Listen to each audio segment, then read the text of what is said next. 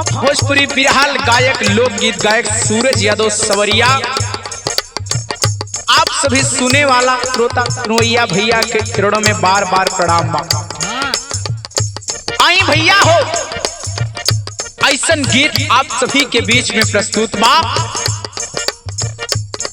जवना गीत के आप दिल से सुनिए तो कलेजा बाहर आ जाइए बाबूजी। आई है कहानी बा जवन पश्चिम बंगाल के कोलकाता में स्थित आर्जिकल मेडिकल हॉस्पिटल के कहानी बा ये बाबू। और यह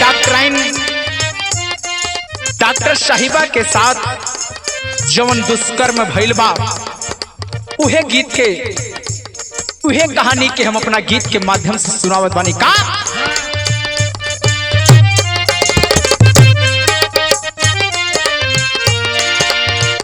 आवता रोवाई भैया हो आवता रोवाई आज उहे भगवान के आवता रोवाई आज उहो भगवान। अरे जिया आवता रोवाई आज उहो भगवान के आवता रोवाई आज उहे भगवान के कहवा गइल बा मानवता इंसान के कहावा गइल बा मानवता इंसान के। कहावा गइल बा मानवता इंसान के। आज इस कहानी के लेके इस कांड के लेके पूरा भारत देश शर्मसार बा ये बाबूजी। शर्म के नाते का कहिल जाओ आवाज ना निकलत बा ये बाबूजी। ये जात भारत के जात नारी जेकरा के कहल जाला कि नारी शक्ति उहे नारी के सम्मान ना बाई भारत में ए भैया ए बाबूजी। आई गीत के कहना बका एक भैली सर में सारी आज सारा हो जगतिया। सारे आज सारा हो जगतिया। अरे सारे आज सारा हो जगतिया। और डॉक्टर लेडीज के साथ जौन दुष्कर्म कैले बा पापी के नाम संजय राय बतावल गईल। कवि के गजब के लेखनी बाए बाबूजी कहना बा भैले सर में सारी आजी सारा हो जगतिया। सारे आज सारा हो जगतिया। अरे वाह! सारे आज सारा हो जगतिया। कैले बा संजय पापी ऐसन हारी कतिया। संजय पापी ऐसन हार कतिया। वाह! कैले बा संजय पापी ऐसन हार कतिया।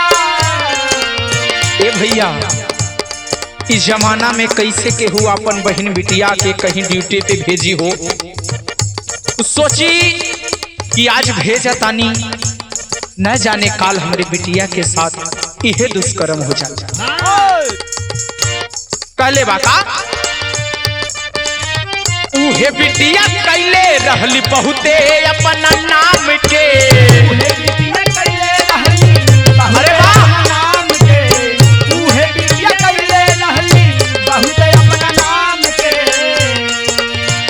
उहे बिटिया कैले रहली बहुते अपना नाम के कहवा गइल बा मनौता इंसान के।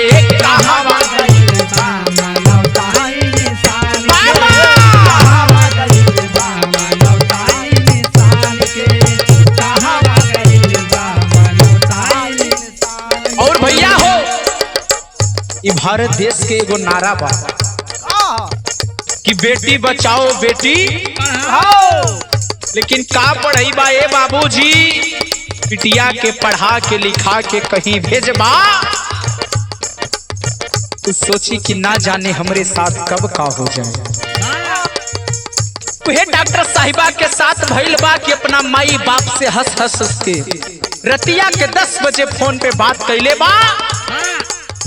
जब अपना रूम पे गइल बा वो पापी संजय डॉक्टर साहिबा के साथ दुष्कर्म कैले बा, लेकिन नारा के लेके कवि के संकेत बा का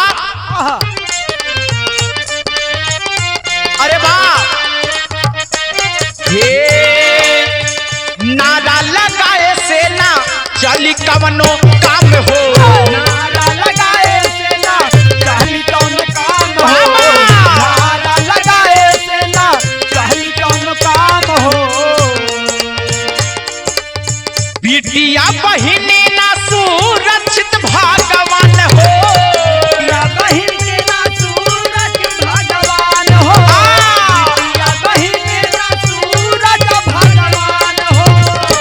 ए भैया कवि के लाइन बा ए भैया कि नारा लगाए से कोनो काम ना चली जब अपना देश के बहिनी बिटिया ना सुरक्षित बा। काले बा का नारा लगाए से ना चली कवनो काम हो, नारा लगाए से ना चली कौन काम हो, नारा लगाए से ना चली कौन काम हो। बिटिया बहिन के जब मिली ना सम्मान हो, बिटिया बहिन के जब मिली ना सम्मान हो, बिटिया बहिन के जब मिली ना सम्मान हो। अरे बेचते बस वही बाबू, बेचते बस वही हो अपना स्वाभिमान के, तबाही हो अपना स्वाभिमान के, अरे वाह तबाही हो अपना स्वाभिमान के।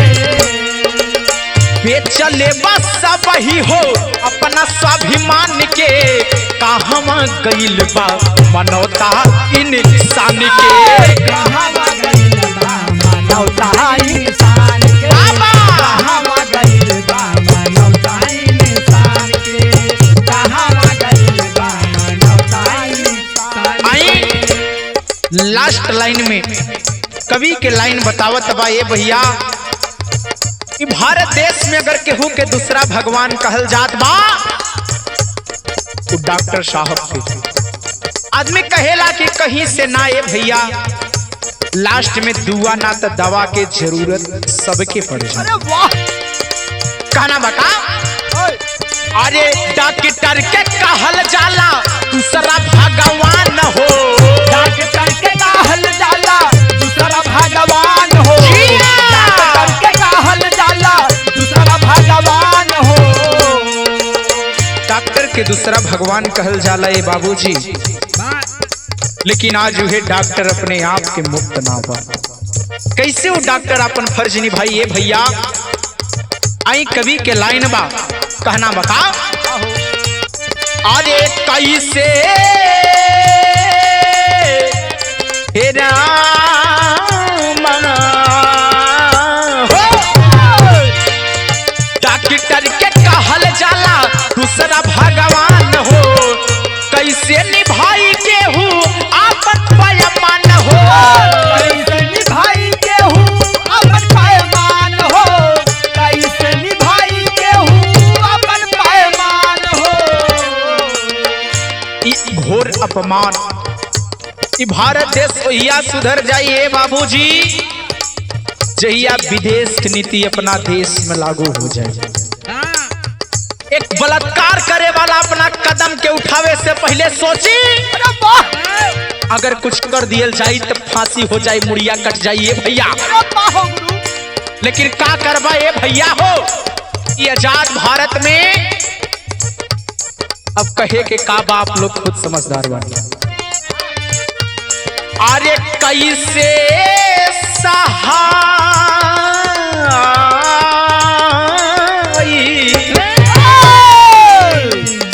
हो कैसे सहाय सूरज इतना अपमान के, कैसे सहाय सूरज इतना अपमान के, कैसे सहाय सूरज इतना अपमान के, कैसे सहाय सूरज इतना अपमान के। लास्ट लाइन बा ए बाबूजी, लेकिन गावत गावत करेजा एकदम पिघल गईल बा। का गुजरत हुई माई बाप के जिक्र बिटिया इस जवानी में अपन कुर्बानी दे दे ले बा, उ पापी के हाथ में चल गईल बा। लास्ट में कहना बा का, अरे कि कैसे सहाई सूरज इतना अपमान के, कि कहवा गईल बा मनोता